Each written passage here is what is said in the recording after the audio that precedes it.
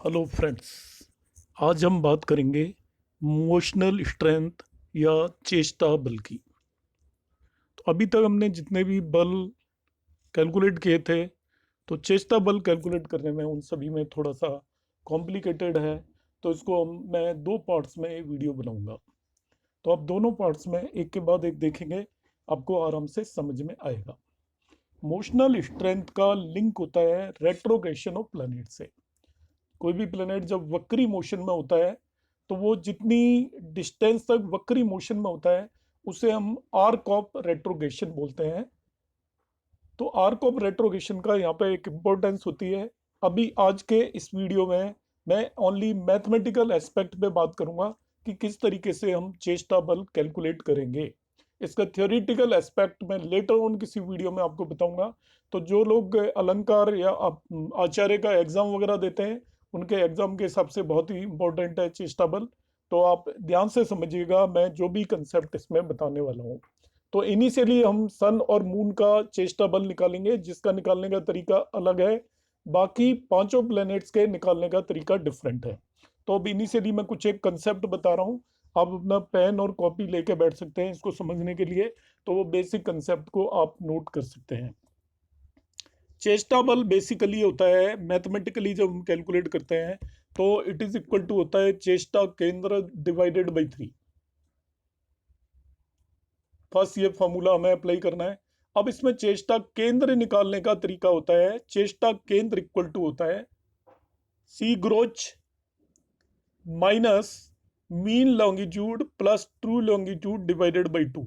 आपका mean longitude और true longitude के सम को 2 से डिवाइड करना है। सी ग्रोच और मीन लॉन्गिट्यूड हमें कैलकुलेट करना है, जिसके हम मेथड में आपको एक्सप्लेन करूंगा। और ट्रू लॉन्गिट्यूड यहाँ पर जो भी प्लेनेट का, ग्रह का आपका जो भी लॉन्गिट्यूड गिवन होता है, जिस साइन में और जितने डिग्री पर है, उसको आप डिग्रीज में पूरे को कन्वर्ट कर लीजिए। जो वैल्यू आएगी वो ट्रू लॉन्गिट्यूड होगी। तो ट्रू लॉन्गिट्यूड हमें कैलकुलेट नहीं करना है, वो हमें गिवन होगा। किसी के भी चार्ट में किसी भी प्लेनेट का जो भी लॉन्गिट्यूड होता है उसे ट्रू लॉन्गिट्यूड बोलेंगे, मगर मीन लॉन्गिट्यूड और सी ग्रोच हमें कैलकुलेट करना पड़ेगा। तो फिर से मैं रिपीट कर रहा हूं, फर्स्ट है हमें चेष्टा बल निकालने के लिए फॉर्मूला है चेष्टा केंद्र डिवाइडेड बाई 3। चेष्टा केंद्र का फॉर्मूला अभी आप नोट कर लीजिए, सी ग्रोच minus mean longitude plus true longitude divided by 2, इन दोनों का एवरेज है। तो आपको ट्रू लॉन्गिट्यूड जो होगा, ट्रू लॉन्गिट्यूड जो भी होगा वो आपका प्लेनेट का अपना लॉन्गिट्यूड है, और मीन लॉन्गिट्यूड निकालेंगे हम। उसके लिए मेथड हम यहाँ डिस्कस करेंगे। अब आता है if it is more than 180 degree. यदि इस फॉर्मूले में ये वैल्यू जो आ जाती है चेष्टा केंद्र की 180 डिग्री, तो 180 डिग्री से ज्यादा नहीं ले सकते इसको। आप 360 में से इसे सब्ट्रैक्ट कर देंगे। पहली कंडीशन तो यह है। या फिर आप फॉर्मूला इससे अपोजिट भी लगा सकते हैं, इन दोनों टर्म्स को इंटरचेंज भी कर सकते हैं। तो वही वैल्यू आएगी। तो चेष्टा केंद्र का फॉर्मूला ये भी लगा सकते हैं, यदि ये 180 से ज्यादा आ रहा है तो mean longitude plus true longitude divided by 2 में से आप सी ग्रोच को सब्ट्रैक्ट कर दीजिए। तो दोनों में से जो मर्जी मेथड आप अप्लाई कर सकते हो। तो फर्स्ट 2 मैंने फॉर्मूले बताए। अब बात करेंगे इपोक। एक्चुअली ये जो कैलकुलेशन है इसमें आपके पास एक टेबल गिवन होगी, और टेबल में 1 जनवरी 1900 को नाइट में 12 o'clock 76 डिग्री ईस्ट, मतलब उज्जैन में सभी प्लेनेट की पोजीशन मेंशन्ड है उस टेबल के अंदर। और उसके बाद उसमें किस तरीके से चेंजेस होंगे वो सब आपको उस टेबल के अंदर दे रखे होंगे। तो हम जो इपोक की पोजीशन है वो आपको याद रखनी है, क्योंकि उस पोजीशन से डेट ऑफ बर्थ नेटिव का है तब तक हमें नंबर ऑफ डेज काउंट करने पड़ेंगे। तो हमें मालूम होना चाहिए कि हमने किस टाइम से काउंट करना है। तो हमें काउंट करना है, इपोक की पोजीशन होगी 1 जनवरी 1900 midnight at 76 degree east Ujjain. इसके लिए हमें जो भी नेटिव का टाइम ऑफ बर्थ होगा उसको उज्जैन से लिंक करना पड़ेगा। आईएसटी जो भी दे रखा होगा उसको हम उज्जैन में ले जाके उससे सुपर इम्पोज करेंगे। तो उज्जैन में ले जाने के लिए उसका जो भी टाइम ऑफ बर्थ होगा उसमें 26 मिनट्स का आपको करेक्शन करना है। इसे एलएमटी करेक्शन बोलेंगे, क्योंकि उज्जैन का जो लैटिट्यूड है वो 76 डिग्री ईस्ट है, वेयर एस जो हमारा नॉर्मल 82 डिग्री 30 मिनट्स आपका होता है इंडियन स्टैंडर्ड टाइम से। तो हम इसको 6 डिग्री 30 मिनट्स को 4 मिनट से मल्टीप्लाई करके 6.5 को 4 डिग्री से मल्टीप्लाई करते हैं तो वहां पे करेक्शन आएगा LMT correction equal to 26 minutes. तो 26 मिनट्स का जब भी नेटिव को आपको जो भी टाइम ऑफ बर्थ दे रखा होगा उसमें 26 मिनट्स का करेक्शन करना पड़ेगा। ये और एक पैरामीटर आपको याद रखना है। सपोज किसी का टाइम 14:30 है तो उसमें 26 मिनट लेस कर दीजिए, वो हम टाइम लेकर चलेंगे। अब आ जाती है बात, ये तो तीन चीजें, तीन फॉर्मूले हैं जो हम आगे जाके यूज करेंगे। Fourth one, mean longitude of sun हम कैलकुलेट कर लेंगे। उसका मैं तरीका आपको बताऊंगा। जो मीन लॉन्गिट्यूड ऑफ सन होगा उससे हमें और 5 चीजें मिल जाएंगी एक साथ ही। हमें हर एक प्लेनेट का मीन लॉन्गिट्यूड निकालना है, हर एक प्लेनेट का आपको सी ग्रोच निकालना है। तो टोटल आपके पास 5 प्लेनेट का इस तरीके से हम कैलकुलेट करते हैं। और सन और मून का निकालने का तरीका अलग है, वो मैं अभी आपको बताऊंगा। बाकी पांचों प्लेनेट्स का इसी फॉर्मूले से हम कैलकुलेट करते हैं आपका चेष्टा केंद्र। तो आपको हर एक का सी ग्रोच और हर एक का मीन लॉन्गिट्यूड निकालना पड़ेगा। तो इसमें एक बहुत सिंपल सी चीज है, हम सन का मीन लॉन्गिट्यूड निकालेंगे। जो सन का मीन लॉन्गिट्यूड होगा वही मीन लॉन्गिट्यूड होगा मरकरी का, वही मीन लॉन्गिट्यूड होगा आपका वीनस का। तो जैसे ही हम सन का मीन लॉन्गिट्यूड निकालेंगे हमें इमीडिएटली मरकरी का भी मीन लॉन्गिट्यूड पता चल जाएगा, वीनस का भी मीन लॉन्गिट्यूड पता चल जाएगा। तो इन तीनों का मीन लॉन्गिट्यूड पता चल जाएगा। साथ में ही जो सन का मीन लॉन्गिट्यूड होगा वही सी ग्रोच होगा आपका मार्स, जुपिटर और सैटर्न का। मंगल, बृहस्पति और शनि का भी जो सन का मीन लॉन्गिट्यूड है वो इन तीनों का सी ग्रोच है। तो सन का मीन लॉन्गिट्यूड निकालते ही हमें 5 चीजें पता चल गई। वही वीनस मीन शुक्र का मीन लॉन्गिट्यूड होगा, वही मरकरी मीन्स आपका बुध का मीन लॉन्गिट्यूड होगा, वही सी ग्रोच होगा मार्स, जुपिटर और सैटर्न का। बाकी चीजें हमें अलग से निकालनी पड़ेंगी। बाकी कौन कौन सी चीजें निकालनी पड़ेंगी हमें? अब मरकरी और वीनस का मीन लॉन्गिट्यूड पता चल गया, मगर मार्स का, सैटर्न का और जुपिटर का आपको अलग से कैलकुलेट करना पड़ेगा सेपरेटली। इसी तरीके से सी ग्रोच हमें पता चल गया मार्स का, जुपिटर का और सैटर्न का।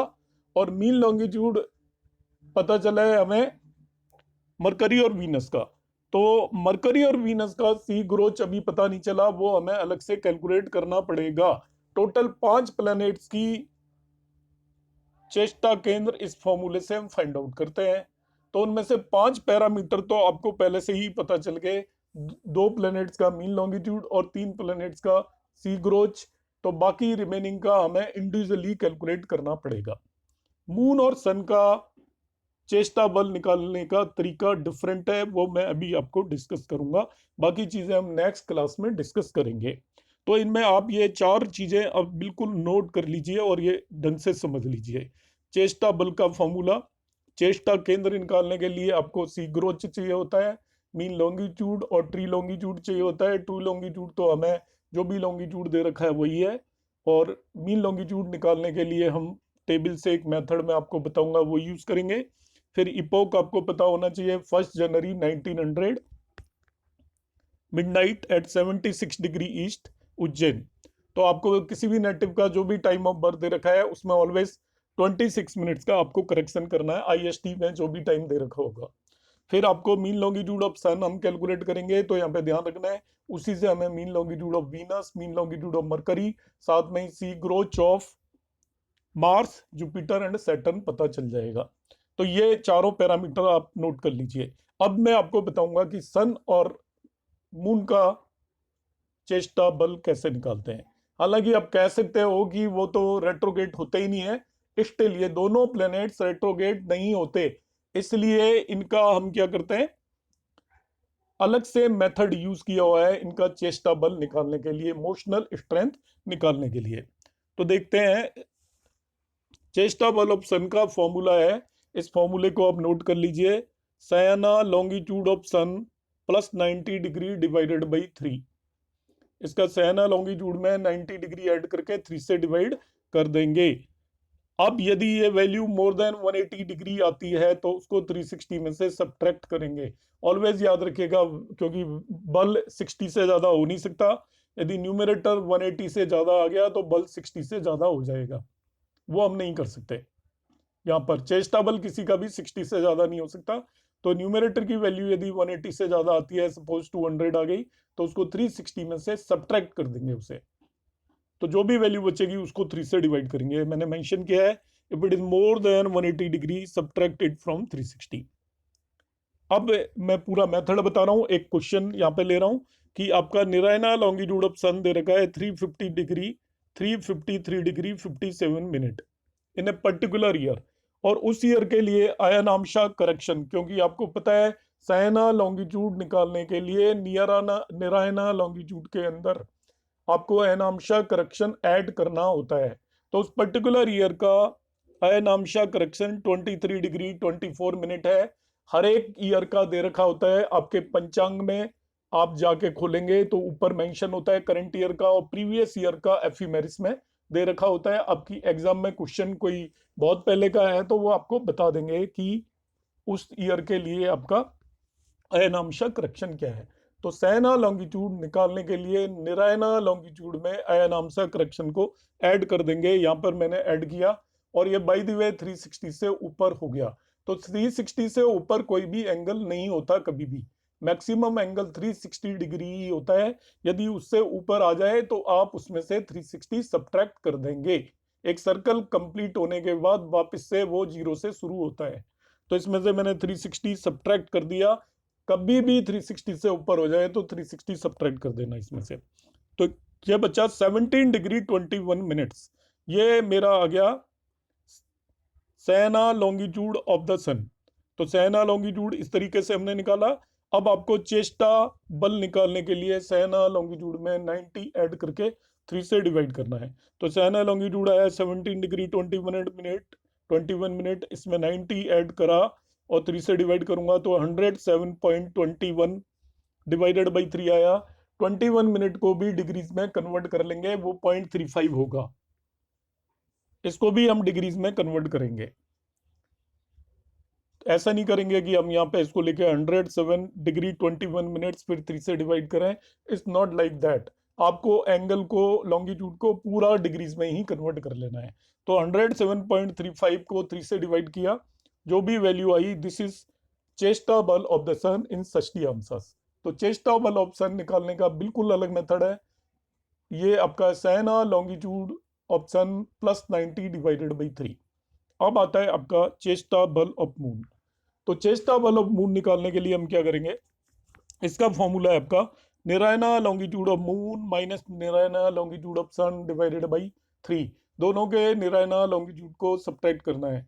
दूसरी चीज मैं बता देता हूँ, यदि निरायना लॉन्गिट्यूड ऑफ सन ज्यादा है निरायना लॉन्गिट्यूड ऑफ मून से, तो इस फॉर्मूले को आप इंटरचेंज कर सकते हो।